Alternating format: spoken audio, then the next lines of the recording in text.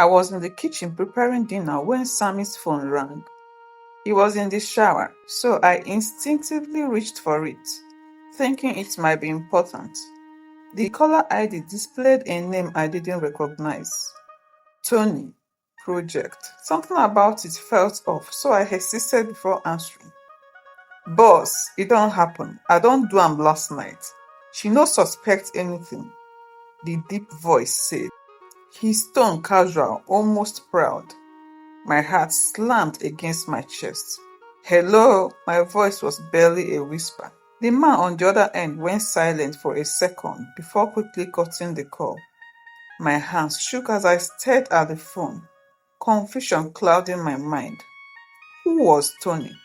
What had he done last night? And why was my husband involved? The sound of the shower stopped, and I quickly placed the phone back where I found it. Sammy walked out of the bathroom, a towel wrapped around his waist, smiling at me like he always did. But for the first time, that smile sent a shiver down my spine. That night, I barely slept. I replayed the call over and over, trying to piece it together. What had this man done? Why did he think I wouldn't suspect anything? Then, memories started resurfacing. 3 nights ago, I had gone to a charity gala Sammy had insisted I attend alone, claiming he had an urgent business meeting. I remember drinking a glass of red wine someone had offered me, and after that everything became a blur.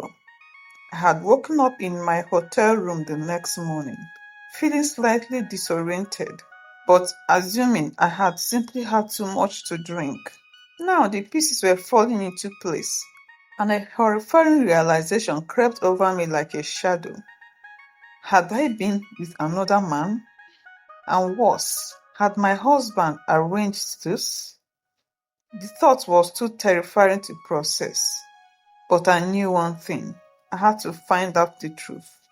I couldn't eat, I couldn't sleep. My mind was consumed with one terrifying question. Did my husband set me up?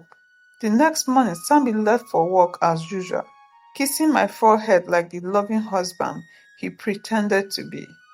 The moment he stepped out, I grabbed his phone, my hands trembling. I knew his password. It was my birthday. Ironically sweet, yet now it tasted bitter. I scrolled through his calls. Tony Project, the same name from last night. My fingers hovered over the numbers, but before I could call, a message popped up. Tony, boss, hope say madam never suspect anything. Guy, this kind thing no pure. My stomach twisted into knots. I clicked on their chat history, my breath hitching as I scrolled up. Sammy, make sure you do am that night wey she go hotel. I go send your money. Tony, boss, this thing no good though. Your wife na correct woman. Why you wan do am this? Sammy, just do wetin I talk. I get my reasons. A sob escaped my lips. My husband. He planned this. He paid a man too.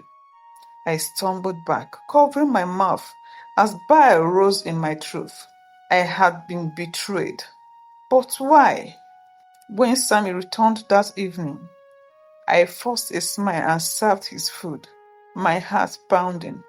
How was work? I asked, acting normal. Stressful, he sighed, loosening his tie. But I do it all for us. A bitter laugh threatened to spill from my lips. Liar. I needed proof, solid evidence. I had to be careful.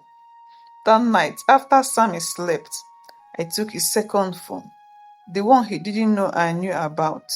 I copied every message, every transaction. He had sent Tony a huge sum of money 2 days after the charity gala. I forwarded it to my email. Then I called Tony. Hello, his voice was weary. This is Sammy's wife, I said, my voice steady, despite the storm inside me. Silence. Then, Madam, I no fit talk. If you don't talk, I will make sure you regret it. A deep sigh. Then he said the words that shattered me completely. Your husband wanted me to sleep with you because he wanted proof that you cheated. The air left my lungs. What? Madam, abeg, I dey sorry. I no fit do am. I no touch you. I just take the money and act as if, abeg, forgive me. My vision blurred. Sammy had orchestrated this entire thing to frame me for infidelity. Why? I ended the call, my hands shaking. The betrayal was deeper than I thought. I needed to confront him. The next morning, I set my phone to record and placed it on the dining table.